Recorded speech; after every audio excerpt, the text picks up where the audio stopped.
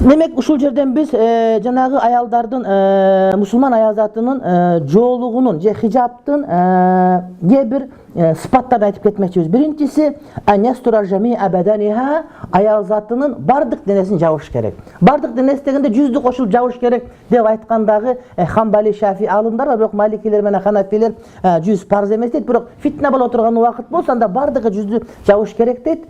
Мен ойлойм, аны азырынча бизге кереги жок болгону ошол жүз жапкандын ордуна жүздү адам өзүнүн жүзү менен жабыш керек. Бул деген колдон келишинче элди тиктей бербестен жерди карап баскандыгы же башкаларга жүзүн көрсөтпөстөн нары карап жүргөндүгү жакшыраак болот деген сөз.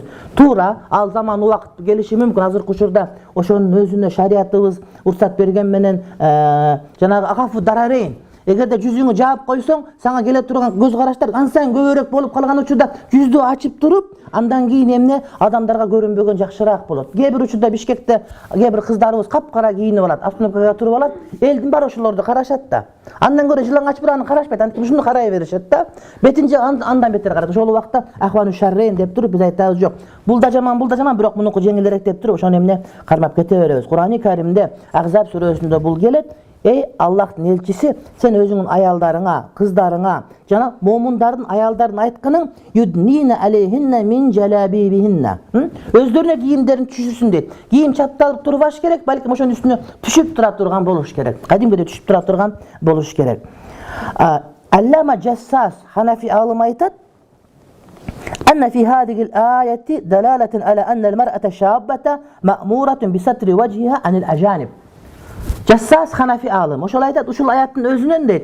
Biz jaşı ötelek, jaşı ulgayelek, jaş ayal zatının жүзүн жапкандыгын далил катар биз билебиз деп айтат.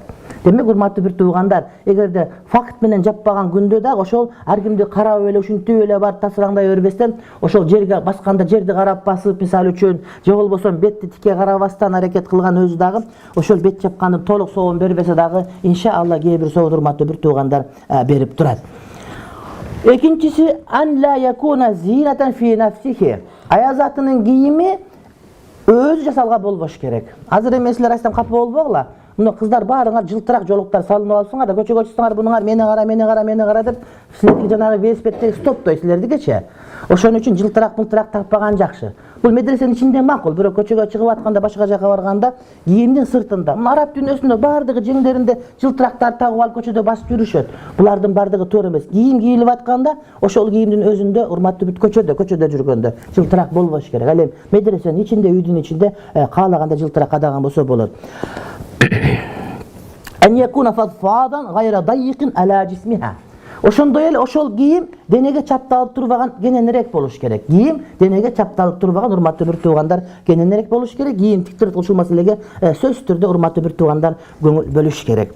An la yakuna al-libasu mutayyiban bi ayyi naw'in min anwa'at-tayyib. Ошондой эле кийген кийим же көчөгө чыгып атканда аял заты өзү көчөгө атан атыр коюп чыкпаш керек. Кээ бир учурда жоолукчандардын жанына барганда, башка болгондо же көчөдө кетип аткан болсо эң кымбат атырларды коюп алгандарын көрүп жүрөбүз.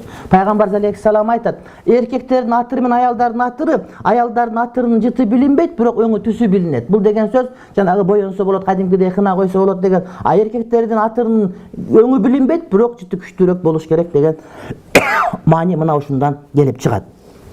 Пайгамбар алейхиссалам айтат: ар бир көз зына кылат. Бул деген сөз ар бир көз зына кылган мүмкүнчүлүгү бар. Канчалык таква, канчалык молдо, ешан, шейх дегениң менен ошонун деле көзү зына кылышы мүмкүн, өзү билген, билбеген абалда. Ошондуктан аял киши эгерде атыр коюп туруп, эркектер отурган жерде басып кете турган болсо дейт, анда ага тигиндей мындай күнөөлөр болсун. Бул деген сөз ал зания деген сөз келип чыгат. Ошондуктан урматтуу бир туугандар, көчөгө чыккан учурда кийимдерге атыр койгонго өтө этият болушубуз керек. Андан кийинкиси alla yushabbiha libasuha libasar rajuli.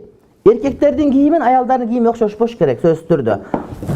Эркектердин кийими аялдардын кийими дегенде ошол элдин каада салтында кайсы бир кийимдер эркектердикиде белгилүү болсо, аны аялдар кийгенге болбойт. Кайсы бир кийим аялдардыкыда белгилүү болсо, аны эркектер кийгенге болбойт. Бул адатка жараша, үрпкө жараша маселе. Болбосо Сауд Арабиянын жанагы желбап эркектердин кийимдерин бизде аялдар ошондой кийиши мүмкүн. Ошондуктан атайын белгилүү бир жерде түшүнгөндөр гана кийбесе, болбосо ошол узун көйнөктөрдүн өзүн көчөгө кийип чыкканга кээде биз тыюу салганга туура келет.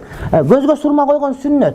Бирок урдунда кээ бир алымдар айтат, азыр дейт көзгө сурмага көчөгө чыкпагыла, эркектерге айтат. Анткени көчөгө коюп чыксаң, сени бул гей болуп кеткен эмне деп адамдар жаман көз менен карап, ошондуктан азыр ал сүннөт амал кылынбаш керек, үйүңөрдө койсоңор бир жөн деген маани. Ошондуктан эгерде адат, дүрп адатта эркектердин, аялдардын кийими белгилүү болсо, ошол экинчи тараптагы жыныстагы тараптын кийимин бул адамдар кийбеш керек. Пайгамбарыбыз алейхиссалам өзү аялдардын кийимин кийген эркектерге жана эркектердин кийимин кийген аялдарга лаанат айткан. Анан кантип биз лаанат айтпай кое алабыз? Урматтуу бирдер, бул хадис Абу Дауд, Ибн Маджиб, Имам Хаким риваят кылып, сахихун аля шарти Муслим, имам Муслимдин шартына туура келген сахих деп ага имам Захаби икрар кылган. Демек кийим маселеси. Бирок кээде ушундай болуп калат, урматтуу бир тоонда үйдө атасынын же агасынын чапанын кие калып көчөгө чыга калат же башка кылат, мисалы үчүн. Же илгерки убакта биздин жанагы апаларыбыз паранжы кийген убакта үстүнө эркектердин чапанын кийишчү, кээде кылбаш таппай калган учурда. Болбосо атайын паранжынын өзүн кийишчү, мисалы үчүн. Ал нерсе ал башка маселе. Анткени ошонун таппай калган бечаралардыкы, болбосо аял заты өзү атайын паранжын кийишчү. Бирок кээде эркектердин чапанын үстүнө жаап алгандардын бардыгы же көчөгө чыгып атканда башка атайын максат менен кийилген жери жок, бирок өзүнүн үйүндөгү кийимин убактылуу пайдаланганга бир жөн. Бирок атайын кийим кылып көчөгө ошону кийип чыга турган болсо, бул убакка ал нерсе жанагы каргыштын арасына урматтуу бир туугандарым кирип кетиш ыктымалы толук түрдө бар.